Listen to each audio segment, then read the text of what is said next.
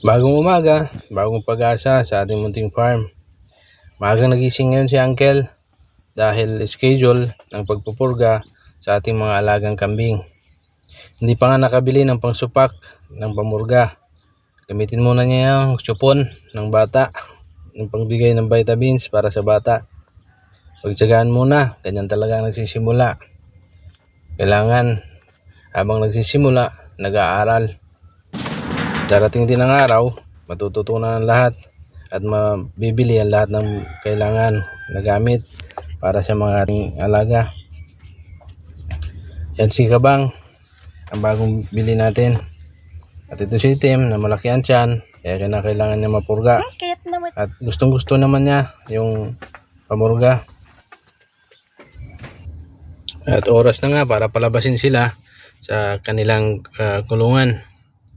At makakain na ng preskong damo sa labas. At malapit-lapit na rin matapos yung kanilang bahay. Bukas magpapatensyon na daw ang kapatid ko para sa bahay nila, para makaalis na sila dyan sa pansamantalang bahay nila at magkaroon na sila ng maliwalas na titirhan.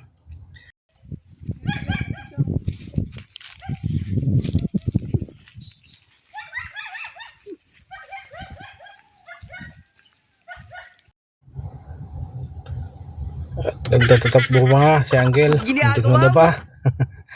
Doon nga pala sila sa kabilang ngayong pakakawalan, kabilang bakod, dahil bukas dito na sila pakakawalan sa kanilang kinakainan sa kabilang bakod. Dahil nga napurga sila, baka lumabas na yung mga parasite kung ano man meron sila sa loob ng tiyan para hindi na nila makain sa susunod na araw. Kaya doon na sila sa kabila pakakawalan muna. At bukas din doon na sila sa kabila pakakawalan. Mga ilang weeks muna sila hindi makakapasok doon sa kabila kung saan sila ngayon pinakawalan, para kung ano man lumabas sa kanila ngayon dyan ay hindi na nila makain ulit at maaring mamatay na yung parasite dyan bago sila bumalik na kumain pa dyan. Napakaganda nga at napakaliwalas ang lugar na yan. Namimiss ko na rin at halos 15 years na ako hindi nakakauwi dyan sa lugar namin. Dyan kami lumaki, dyan ako lumaki, dyan sa lugar na yan. Yung mga bata pa kami, nagtatakbuhan kami dyan sa mga pilapil ng fish pan na yan. Dati bukid pa yan, taniman ng palay. At ito ang ating mga kambing, nanginginain na ng mga damo sa gilid ng pilapil ng ating fish pan. At sana gumanda lalo ang katawan nila dahil nakapurga na sila at hindi sila maging sakitin. Hopefully next week madadagdagan na naman natin sila ng mga babae rin na mga kambing. Yan ating fish pan, napakadaming lumot at hindi siguro masyadong nagugutom ang ating mga fingerlings na nandyan sa ating fish pan. Hinihintay na nga lang natin yung mga fingerlings natin na matuto ng kumain ng pre-starter para makapag-start na rin tayo magpakain ng pre-starter sa kanila. Marami pa rin pagkain ng ating mga kambing dito. Maluwang yung lugar na yan at mahaba hanggang sa dulo kung nasaan yung bakod. Pwede silang umikot doon makapaghanap ng pagkain. Ito si Puti, malapit nang mag-hit yan. Ito ang ating buckling na naghihintay. Hinihintay nating matuto na mag-breed din, pero mga 2 months pa siguro bago pa matuto yan. Malaki-laki ring lalaki, laking kambing pag lumaki yan. Saka na lang tayo mag-upgrade pag nanganak na lahat yung ating mga native na mga kambing para hindi sila mahirapang manganak pag hybrid na ang kasta sa kanila.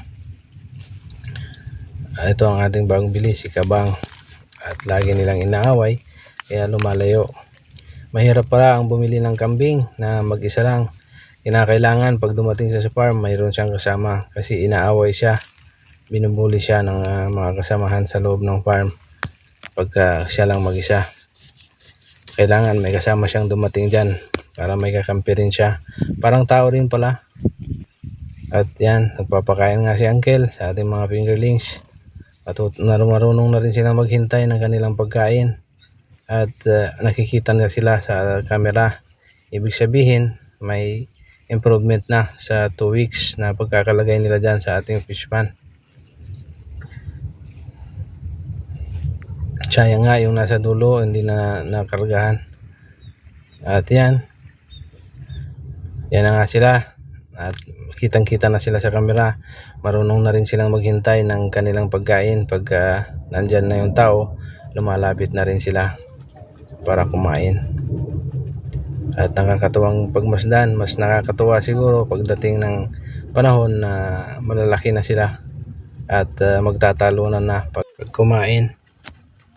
Napakagandang pagmasdan. Maraming salamat sa mga umabot dito sa dulo. Ito na lang muna ang update sa ating munting farm.